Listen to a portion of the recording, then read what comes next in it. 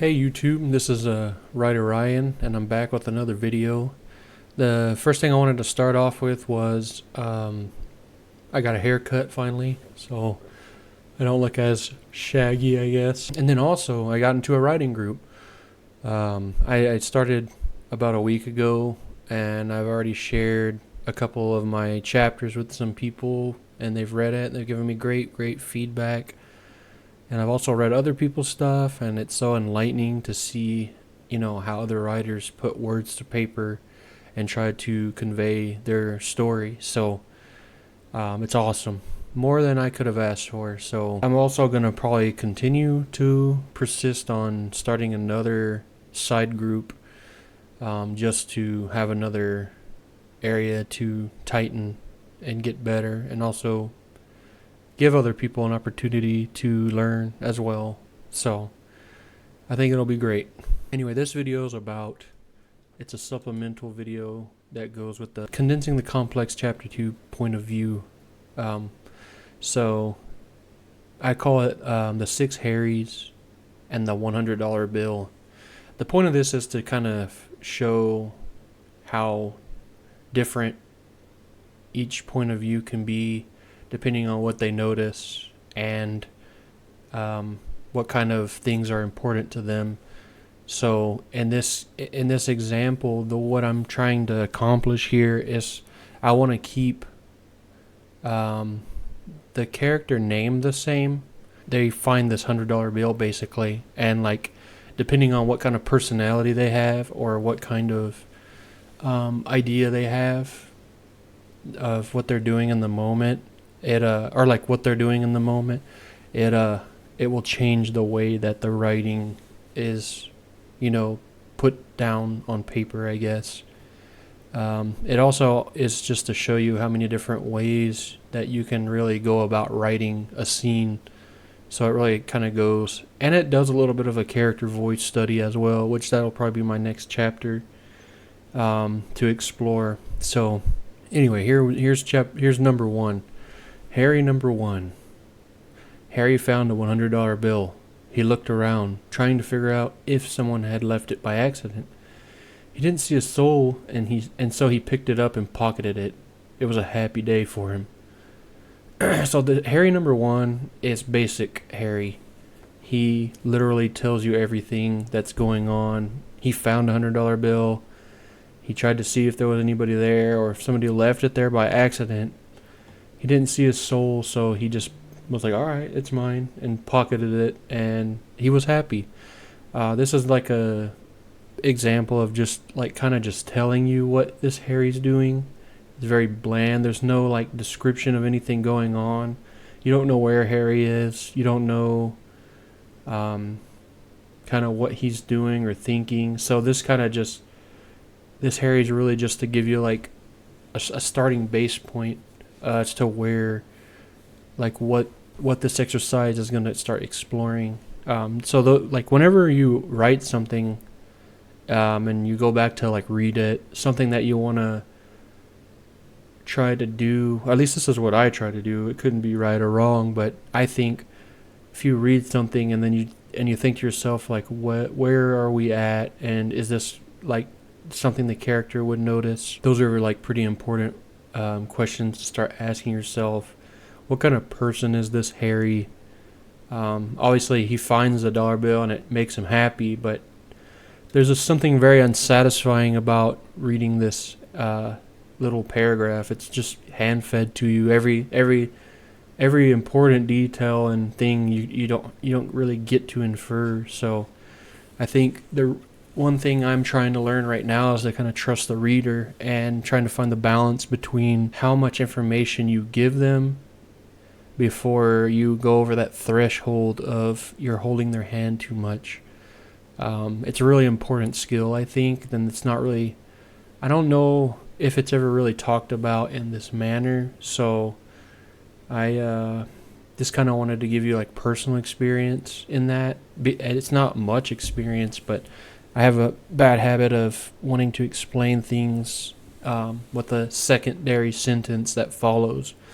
And I'm trying my best to limit, as many of those Pretty much all of them. I think the effect that I want to go for as a writer is to give people context through what the character's doing and how they're perceiving what they're doing, and then kind of the little things that they notice as they're going through their day. All right, so this is Harry number 2. Harry crept down the sidewalk, glancing over his shoulder. He shouldn't be out this late. Bad things always happened around here. Shadows stretched into the street and a car tore by. The street light's white light flickered before going out completely. To his right, an iron chair rested in front of a cafe. He jumped back a step, clutching his heaving chest. For a second he thought somebody was sitting in it, but there was no one there. Beneath its leg, a paper fluttered. He reached a shaky hand and pulled a $100 bill free and inspected it. He glanced down the street once more, then shoved the bill in his pocket and darted down the sidewalk. An example that kind of illustrates, like, depending on the, like, mood of the character that you're writing, it can really change, like, how they're perceiving their environment. This Harry seems very, like, nervous and scared, and he's always looking over his shoulder, and he's walking down this street at night, and a lot of stuff has changed compared to, like, the very first one, and then also it'll be different compared to the other ones that follow. He's really noticing a lot of things because he's just nervous. He's on edge. He's like, bad things happen around here. Shadows are stretching in the street. A car tears by. The street light goes out. Now he sees this chair in the cafe and he jumps back and his chest is going crazy because he's just breathing really hard because he got scared. And we're kind of showing that instead of saying that he's scared, we're just saying that, oh, he's jumped, and then now he's clutched his heaving chest, and then he thought he saw somebody there, but there wasn't anybody. And then he finds the dollar bill and just takes a second to inspect it, but then he's still keeping an eye on his surroundings. So he shoves the dollar bill in and just gets out of there. To think about how the character changes based off of their environment, and then also like the way they interact with the environment. Something to keep in mind about this exercise, you could kind of go about it two ways. You could think about it two ways. One way is that you're perceiving the world through Harry's eyes, and this would be like a closer POV. Kind of like, I feel like this is achieving that, but also you could go about it from the standpoint of there's a camera behind the dollar bill that's watching the scene unfold, and you're kind of seeing it from a different perspective, I guess. But it would be the thing would change quite a bit. The story would change kind of quite a bit. So, not saying that that's bad, but I feel like some people would potentially write a scene in that way, and that's kind of a different way to think about it. All right, this one's Harry number 3. Harry rushed to the chair outside the cafe. Tucked beneath one of its legs was a $100 bill, fluttering in the wind. He yanked it out and lifted it into the sun's light. The glorious sight of money made his lip curl. Harry crumpled it into his hand and stuffed the bill into his coat pocket. No one would get their hands on this money. Okay, so the interesting thing about this one is, like, if you notice how simplistic and short and concise this is compared to the last one, one effect that I feel like you can achieve based off of like how much a character notices or how much they're interacting with the environment around them can kind of like dictate what it says about that character. For example, like in this, everything's kind of like rushed in a hurry because, you know, something really piques his interest outside that cafe. Specifically at that chair. It's like his entire focus hones in on that chair, and he goes and finds beneath its leg a $100 bill. So he yanks it out and lifts it into the sun, and he's just like obsessed with the sight of this money, and it just makes him, like, you know, feel this like intense satisfaction. His lip curls. So he just crumples it into his pocket as quickly, you know, the crumpling of it in the hand and stuffing it into his coat pocket, it just kind of gives you the sense of like a hurried or frantic, you know, rush to put it in his pocket. And then he goes about saying, nobody's going to get their hands on this money. So he's kind of like a greedy version of Harry, probably. Like, he just wants to pocket the money and forget about it.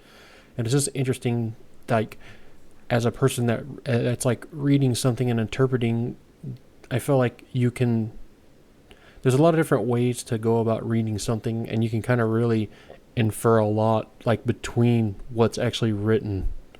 And this is kind of, it can be a stretch at times because you don't really know what the true intentions of the author is, but that's what kind of makes reading versus writing fun, because you can kind of inject some curiosity that the author may not have intended, and you can kind of make your own mystery out of things. So that's Harry number 3. Harry number 4. Harry strolled along the sidewalk, whistling a lonesome tune into the street, when something caught his eye, a green flash. He kneeled, pulled his sunglasses onto the tip of his nose, and lifted a $100 bill to his face. Harry glanced about and couldn't find a soul, so he rushed into the busy cafe and handed it off to the cashier behind the counter. Hopefully, it would find its way back home. So, like, here we kind of get like a casualness of Harry. It takes a while for him to kind of take in his surroundings. He's just taking a stroll, basically. He's whistling. He's on the street. We see, and then he catches a green flash, and then he kneels down to it, and it's just kind of just very slow build. He's like a slower paced person, and then he looks about and can't find anybody, and so he goes inside and hands off the money and hopes it makes it back to who previously owned it. Harry number 5. Harry jogged at the street's edge near the curb of the sidewalk. The road blazed with the heat of the day. Sweat poured down his face and his hair whipped in the blowing wind. As he passed the cafe, he pulled out a headphone, and the blaring music ceased. Was that money? Harry got closer and found it to be a $100 bill. He shrugged his shoulders and left it behind. Whoever's it wasn't his bother. So this Harry is just focused about his goal of running and working out, and everything that that he's worried or consumed about is trying to, like, maintain this progress of working out. Like, we can see that he's focused on where he is on the street near the sidewalk, kind of closer to the road. He can feel the heat from the road. He's feeling the sweat going down his face, the wind kind of antagonizing him a little bit. He's near that same cafe, but this time he kind of sees. Before he sees it, we know something. We get like an inference that he does notice something, because he takes out the headphone. And he goes, "Was that money?" So it's like a different way to phrase like a stop. Like, this is ceasing action right here, where it says as he passed a cafe, he pulled out a headphone and the blaring music ceased. I feel like this sentence kind of almost behaves like a period or something. Like, at the end of a sentence, like, it's like a full stop, and then we go into, was that money? So, like, we see kind of like a progression of what he noticed. But this Harry's different. He said he finds the $100 bill, but instead he just shrugs his shoulders and leaves it behind. It wasn't his bother. So I think it's an interesting way to, like, think about how many different ways your character can really interact with the environment that they're being put into.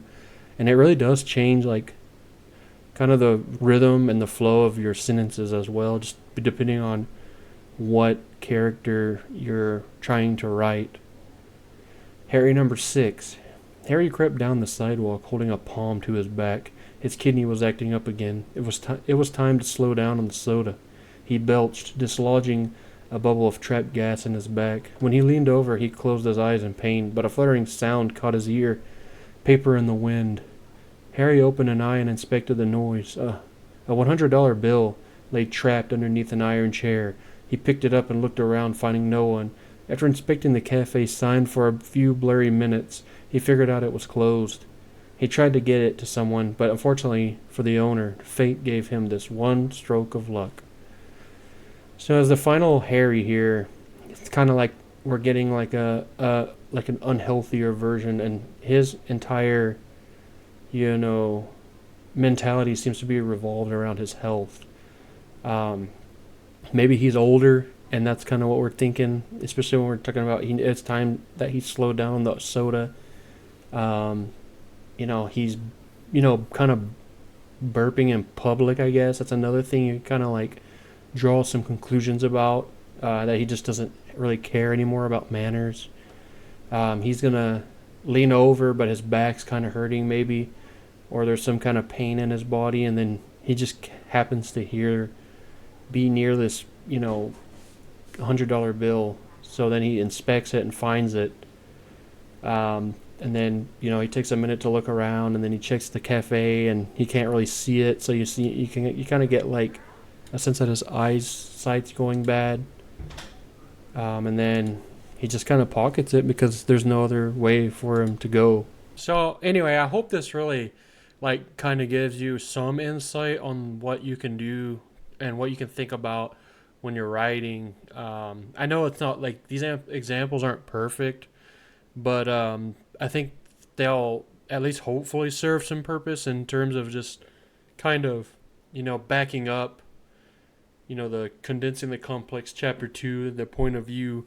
Chapter 3 will probably come out soon, maybe next week, if I get the time. It's been a little bit busy here at work, and with being in this writing group, I've been reading other people's works and doing my own writing. I might do like a little video update. Also, I started posting on my Substack. I think I'm going to post like my progress on writing this project. I'm calling it Buried Within the Darkness. It was originally Age of Darkness, but I didn't really like the way it was going, so I've kind of took a few months off to kind of refocus my efforts and making it more the tone that I wanted it to go into it. And I've condensed it down to be like a more personal story for my characters. It's become more character focused instead of world focused. So I'm hoping that now I'll feel a lot better about it. I had just so much stuff competing with each other, and I was trying to fit a lot of things in and set up like a series instead of just writing a story from beginning to end, if that makes sense. So I'm pretty excited about it, and I hope that I can stick to it and get it, put out, and hopefully we can publish it. We'll see. But thank you guys for watching. I appreciate it. Oh, and also if you want to start a writing group, just email me in the email down there. I'm still open to it because I really like to learn from other people, and I'm learning a lot from the people in this writing group that I'm in right now, and I would like to extend the offer to other people as well. And it'll be for free.